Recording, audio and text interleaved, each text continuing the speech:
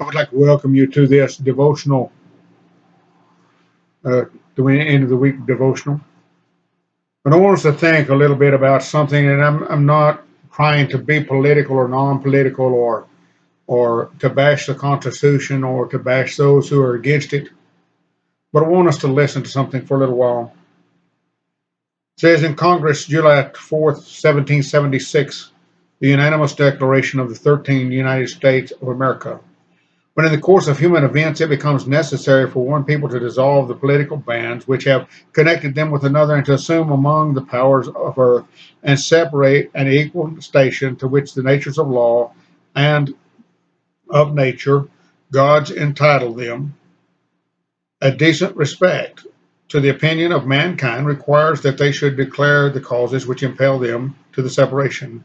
We hold these truths to be self-evident that all man is created equal, that they are endowed by the Creator with certain inalienable rights, that among these are life, liberty, and the pursuit of happiness, that to secure these rights, governments are instituted among men, deriving their just power from the consent of governed, that wherever any form of government becomes destructive of these ends, it is the right of the people to alter, to abolish it, and to institute anew.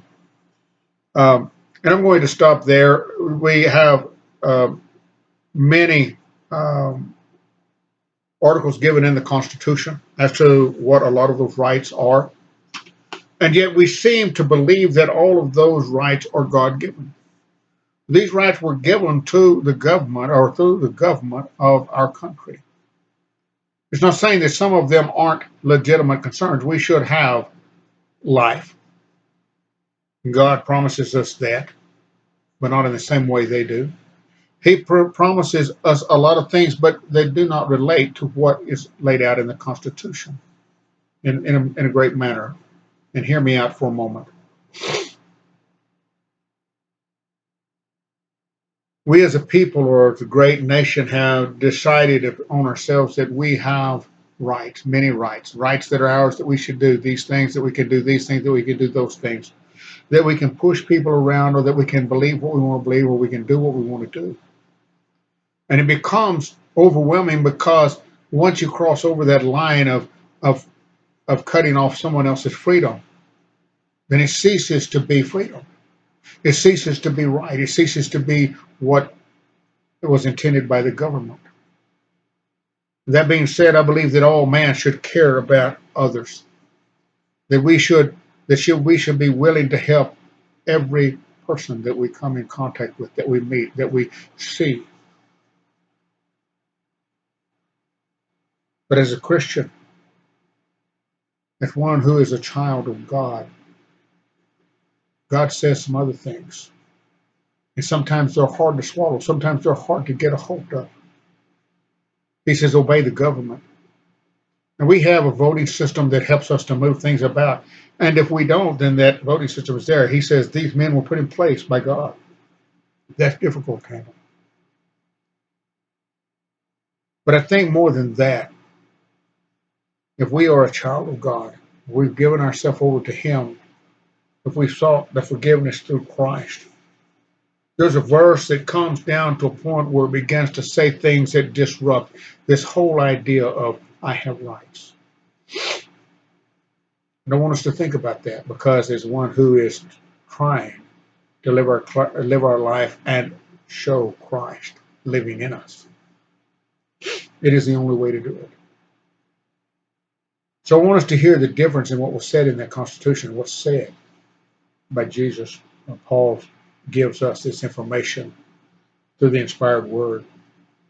In Romans, the 12th chapter, verses 1 and 2, he said, I appeal to you, therefore, brothers, by the mercies of God, to present your bodies as a living sacrifice, holy and acceptable to God, which is your spiritual worship. Do not be conformed to this world, but be transformed by the renewal of your mind. In other words, take on the mind of Christ. Learn of Him, study Him, put it to action. That by testing you may discern what is the will of God, what is good and acceptable and perfect. He says, make your life a living sacrifice. Look to others as being more important than you. Be willing to give that which Christ gave. That's hard for us. If we go on with Romans 12, 13, 14, and then into 15, he begins to set forth how we should act as a child of God. And it goes against the grain of man because we have things that we must do. But in chapter 15, verse 1, he said, we who are strong have an obligation to bear with the failings of the weak and not to please ourselves. Let each of us please his neighbor for his good, to build him up. For Christ did not please himself, but as it is written, the reproaches of those who reproach you fell on me. For whatever was written in former days was written for our instruction, and through endurance and through encouragement of the scripture we might have hope. But we listen to that first part.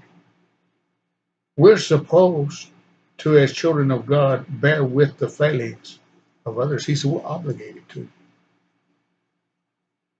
deal with the failings of the weak, not to please ourselves. Let each of us please his neighbor for his good, to build him up. For Christ did not please himself. This thought, as we look at it, I'm not saying that we shouldn't be able to do certain things. I'm not saying that as I look at it, our votes should be counted, and we should be able to vote in and out those who are in control. But often we've lost control of things, and this country is not what it was those many years ago.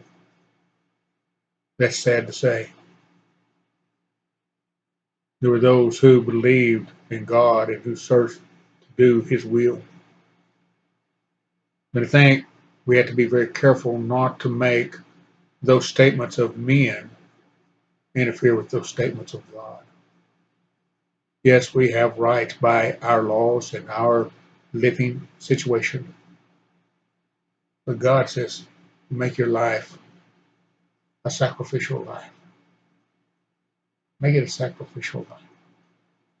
Looking to others, helping others, guiding others, being kind to others.